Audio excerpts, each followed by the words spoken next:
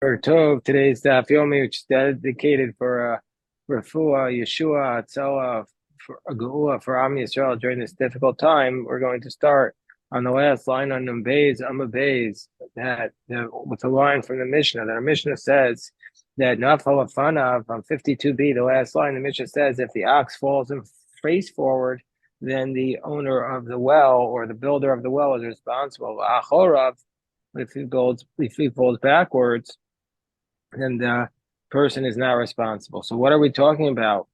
So says the Gemara on the last line of 52b, Amarav lefanav mama acharav mamish. So why, if you fall forwards, are we going to say you're the person of the well is chayev? Is because he falls forward, and when he's exempt, he's falling backwards. And it says Rav zev bor. In both cases, we're referring to where he falls into a well. And nevertheless, our Mishnah is saying that you're potter if you fall in, because since Rav is of the position that why are you responsible if you fall into the well from the hevel, from the air in the well? That's what makes you responsible. And so therefore, since this ox that fell in didn't die from the air, but it fell on its back, so it died from the impact on the ground. So therefore, we're going to say he's not responsible because the ground belongs to the public, and so therefore he's not responsible for it. And so therefore, Rav Tamed Amar Bor Shachayev Torah, when the Torah holds you responsible for a well, it's holding you responsible because of the odor of the well that's created by what you did, but not by the ground. The ground belongs to the public. You're not responsible for that. Shmuel says no. When our Mishnah says Nafal of Mikol Kriya, when it says it falls forward, you're responsible. When it says he falls backward, you're exempt. Shmuel says we're talking about a bor. Bein Lefanav, Bein Acharav, Chayev. So Shmuel says no. If it would be in a well, then even frontward and even backwards, if the animal fell in, the owner of the well will be responsible. Shmuel says you're responsible not only for your odor, but for sure for the impact. So if that's the case, Shmuel says, what does our Mishnah mean when it says if you fall backwards from the sound of digging that you're exempt? What's that referring to? Shmuel says that's referring to, our Mishnah is referring to, the Niskal Babor. We're talking about a case where the animal tripped on the well, the Nafal Achore Abor, Chutz Labor, and he fell backwards from the pit. And so that's what Shmuel says. For that reason, if he fell out of the pit, basically, under those circumstances, since he didn't have an impact on the pit itself, it was only impacted by fall. He just tripped on the pit, on the well. Therefore, it's like a grama benazik, and indirect damages, and so therefore, the owner of the well is going to be exempt. More challenges this. This is a question on Rav, because we say in the well itself, we don't care how you fall. If you fall in face forward or backwards, the owner of the well or the builder of the well is going to be responsible. There's a question on Rav. Tiyufta de Rav. The Gemara is going to give several explanations of how Rav deals with this question. Rav would admit that this brisa is referring to where it's in your own domain and where you did deny the person access to your property and he still went in. And then you gave the person access to the area around your well, and then he fell into your well. And then you would be liable whether the ox fell in forward or backwards. Because the owner of the animal could say to the owner of the well, one way or the other, you have to pay me. If my animal died from the hevel, from the odor, you created the odor by building this well. If the animal died from the impact, well, this is your ground. It's not the ground of the public. So therefore, you should have to pay me. That's how Rav Chisda explained it. Rabba comes along and gives a different explanation. Rabba says, no, what we're talking about here is where the animal fell in face forward, did not fall ape, and it fell down face, and then was ves apech v'nafal gabe, and then it flipped over and went on its back. So he was able to basically absorb odor before it flipped over, and that's why it died from the odor. So even though it ended up on the back, Since it fell in face forward, that's why the owner of the builder of the well is responsible. Rav Yosef gives a different explanation. Hacha ben Nizke bor b'shoraskina. No, you're reading the Bryce wrong. The Bryce is not talking about where the owner of the well has to pay the owner of the ox. That's not what we're talking about. We're talking about where the owner of the ox entered into the well, the owner of the well's property without permission, and his animal falls in, and his animal ruined the well by dying in it and having a bad odor, and thereby destroying the water. So that's what we're referring to. So the Gemara says, but wait, were you talking about a case where he ruined? So what are we talking about? We're talking about a case where the animal ruined the water. Doesn't matter how the animal falls in, he's going to ruin it, whether face forward or backwards. So therefore, we have three explanations of how we can refute this from being a question on Rav. We had Rav Chisda, we had Rabba, we had Rav Yosef, and we have Rav Yosef. So the Gemara says, Tani Rav Chananya was Yuyeh Rav. Says, I'm going to bring a support for Rav, because remember, Rav says that if you fall face forward into the well, you're responsible. But if the animal falls backwards, it's not responsible, because Rav says the hevel is the issue, not the chavada, not the impact on the ground. So Tani Rav Chananya was Rav. Unless you fall in the normal manner. If you fall frontwards from the animal falls from the sound of the digging, he's responsible. But if he falls backwards, he's exempt. And in both cases, it refers to a well. And this is indeed a brisa that supports Rav, that if you fall backwards into the well, you'll be exempt. If the animal falls backwards into the well, the owner of the well or the builder of the well will be exempt because the ground is the public's. So that's the impact. You're not responsible. You're only responsible for the hevel.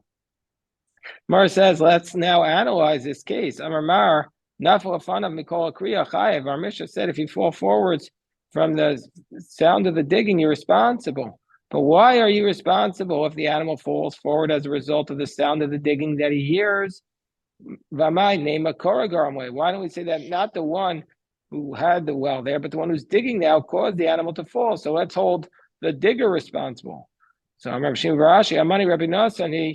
This is the position of Rabbi Nassan, who says Bala Bor is Zika Ka'avid. No, the owner of the well is the one who did the damage. The Bala Bor is the one who did the damage, and so therefore, meaning to say, he has the damage is the animal is dead inside the owner of the well's well, or the creator of the well. And so therefore, since you can't collect from another case, why can't you collect? You can't collect from the one who made the sound that caused the animal to fall, because that's called grama b'nezikin. It's called indirect damages. So therefore, we have no choice. We collect everything from the owner of the well, from the Bala Bor, the one who made the well. The Tanya, and this is the position of Rabbi Nassan, who says that if you can't collect from one, you collect everything from the other. And we have a brisa that proves this position of Rabbi Nassan. How so? The Tanya, shor shadachaf es chavero labor. If one ox that pushed another ox into a well, Bala shor chayev, Bala Bor potter. So the ox that pushed the other ox in, the owner of that ox, Reuven's ox pushed Shimon's ox in, Reuven and Levi has the well, Reuven's ox has to pay, according to the Rabbanan, but the owner of the well, even though he had the hazard there in public, he didn't do anything. It was the ox that pushed him in. It was Reuven's ox that pushed in Shimon's ox, so only Reuven has to pay. Whereas Rabbi Nassan says, Bala Shor Mashayim Mech. So Bala Bor Mashayim Mech. But whereas Rabbi Nassan says, no, there's shared liability. Both Reuven and Levi share in the liability. Reuven because his ox pushed him, and Levi because he had the hazard there in public. Gemara says, but how could that be? But there's another source which says, Vatanya Rabbi Nassan Omer Baal Bar Masham Gimel Chalakim Baal Shor Ravia. But there's another source where Rabbi Nassan says the owner of the well, i.e. Levi, he pays 3/4, and the owner of the ox, i.e. in this case Reuven, he pays a quarter. So that's showing that they don't split the liability, but the owner of the well pays 3/4 of it. So Gemara says, Lokasha habatam habamuat. No, where they say that it's 3/4 and a quarter, that's by a tam, where the tam only pays half. So since he's only paying half of his half damages, that's a quarter. And so the rest goes to the owner of the well, which is 3/4. But where he was a muad, but where the ox was a muad, then he pays half, and the owner of the well pays half. But the Gemara says, but Tom, but wait, why is the owner of the well Levi paying 3/4, whereas Reuben's paying a quarter? My suffer. What's Rabbi Nassan's position? Suffer haikua zeka avid v'haikua zeka avid. If he's saying each one did complete damages, well, if that's the case, okay, I understand why the owner of the well should pay half. Hai mishal and palga, v'hai mishal and palga. So if you're going to say that they each did the complete damages, then each one should pay half. And if you would say that they each did half damages, Bala Bor Mashalim Palga and Bala Shor Revia, the owner of the ox should only pay a quarter, because if he's a Tom, he only pays half damages. And so therefore, if that's the case, the owner of the animal that was killed should pay the other half. Why is it stuck upon the owner of the well? So now we see the position of Rabbi Nassan. So I'm a Rabbi Nassan Dayanahu. Rabbi Nassan was a judge. And he was able, through his mind, to descend into the depths of the law. And Olam Kasavar, he's really on the position. So therefore, we see from here that what is Rabbi Nassan's position? He really is on the position that both of the well and the owner of the ox, they both did complete damages. With the kakashil high palga. And if your question is, well, then let each one pay half damages. Because the owner of the ox that did the damage could say to the owner of the well, what is it? What do I get of being partners with you? I'm a muad. I'm a Tom, and so therefore I only pay half damages. So my partnership with you, what does it help me? And so therefore, for this reason, he only pays half damages. Meaning, he's saying to him, Rashi says, even if I wasn't a partner, I would also only pay half. And since you're the owner of the well, you should pay 3/4. Meaning, otherwise, what does it help me to be a partner with you, to share in this liability? Or alternatively, Olam Kosavar, that Rabbi Nassan's in the position, high palga zika avid, high palga zika avid. Really, is the position that each one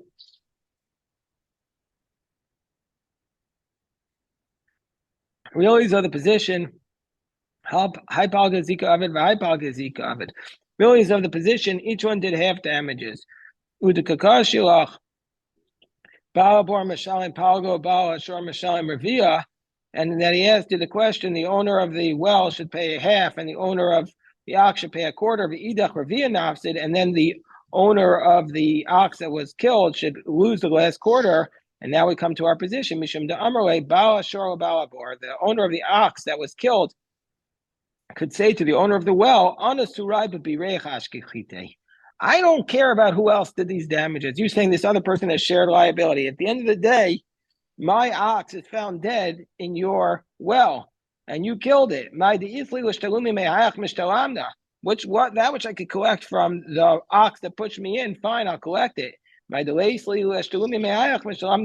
which I can't collect from him, I'm going to collect from you. And so therefore, for this reason, you have to pay the 3/4. And that's Rabbi Nassan's position, where if you can't collect from the person that caused it to fall in because it was doing the digging, you collect everything from the owner of the well.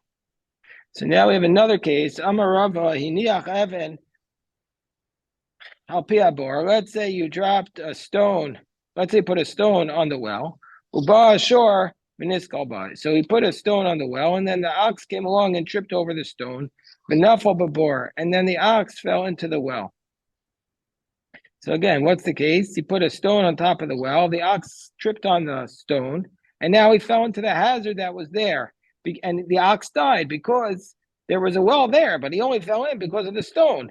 So Banu Machokas Rabbi Nassan Rabbanan. That's a dispute between Rabbi Nassan and the Rabbanan. The Rabbanan's position under these, in this case, is that the one who caused the damage was the owner of the stone, and whereas the Rabbi Nassan's position would be that they're going to split it, or they have to split it between the two of them. So the Gemara says, well, isn't that pshita? Isn't that the obvious case that we just said this case? So the Gemara says, no, Malutami might have said, no, Hasam Hudamar Bawa Boro Bawa Shor, Ilav Bira Didi Sura Didach have a kataway. There, in the case where Reuven's ox pushed Shimon's ox into Levi's well, and Reuven only pays a quarter, Shimon could say to him, listen, my ox is found dead in your well, you caused it. But here, the Matzi Amrei Baal Evan or Baal Abor, here the owner of the stone could say to the owner of the well, Ilav Bira Didach, if it wouldn't be for your well, Avna Didi Mayavi Avda, what would my stone really have done? It wouldn't have done anything. You have a miskalba, if it just tripped on the stone, it would have gotten up. It's not like the other case where the ox gored it would have killed it just by goring it.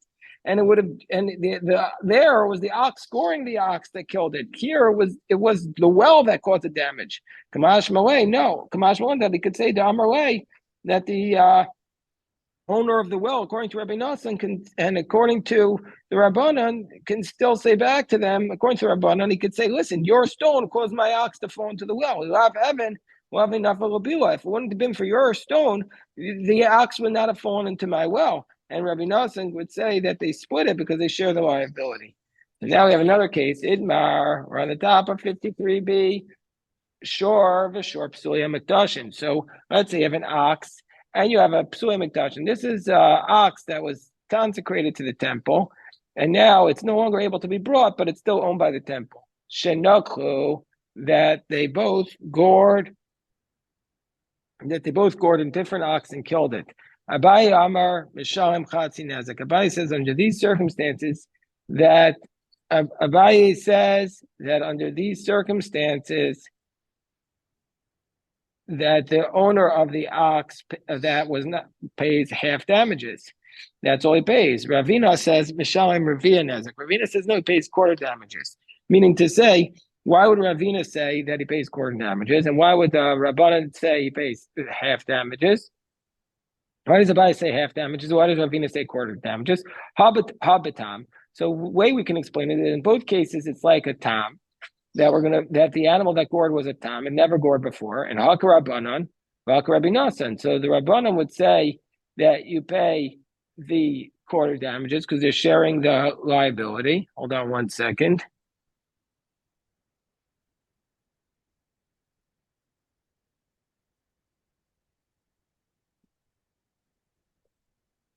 So hava batam haka rabbanan haka Rabbi Nassan. So how would we say that one is like the Rabbanan and one is like Rabbi Nassan? So the Rabbanan say that you don't put the damages on the other party at all, and so therefore he pays half. Each one only pays half damages, and so therefore, since it did half of the half, the owner of the ox pays a quarter. Whereas Rabbi Nassan would say that your ox would pay half damages because you can't put the other part of the damages on the other person. It all goes on the one who's remaining. So therefore, the Rabbanan would say in this case you pay quarter damages. Rabbi Nassan would say you pay half. That you pay, that it's all like the Rabbanan. If that's the case, Habatam, where you pay the half, where you pay the quarter damages, that's a tam, and where you pay half damages, Habamuad, because there's shared liability, and so therefore he pays his half, and the other half is from the temple, which doesn't pay, so the other guy gets nothing. He could Amri alternatively, Abai says Chatzi Nezek, Abai says you pay half damages, and Ravina says you pay Kua Nezek, Ravina says you pay complete damages. How so? Why does Abai say you pay half damages? And why does Ravina say you pay full damages? Hava Muad. If you want to say in both cases it's a muad, and therefore Abai is holding like the Rabbanan that you pay half because you're only responsible for your half of your part of the damage. And Hak Rabbi Nassan, where you can share the liability, you pay complete. Ibai Sema Hava Ha Rabbi Nassan, or in both cases they're like Rabbi Nassan, say it's all on you. Haba muad, where you pay half, where you pay the, or you could say Ibai Sema Hava Ha Rabbi Nassan. Ha, where Ravina says his law that you pay, where Ravina says that you pay a quarter nezek, that we're going to say by a muad, which is where you pay full damages. Vahabatam, and so therefore, and where the case, and Abai says his case, where you say it by a tam. Okay, so Amarava. So the Gemara says, Rava says, Shorva Adam Shadachvo Labor. I'd say there was an ox and a person that together they push something into a well. An ox and a person together push something into a well.